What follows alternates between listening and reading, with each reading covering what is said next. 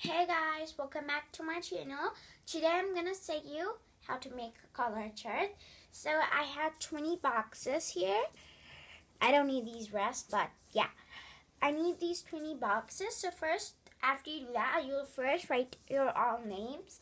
And I have 20 acrylics, so I draw 20 boxes, and this is a color chart, which is really useful. So first, after we write all our names here, we're gonna leave a blank space here. Okay, next, we're gonna just put the pure colors over here, and then here we're gonna add with white. We're gonna add these all colors with white. And the next one, we're gonna add all these colors to gray. So next, to what? To brown.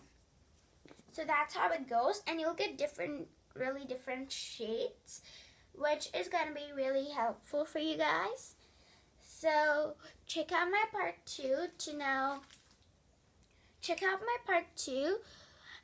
to see.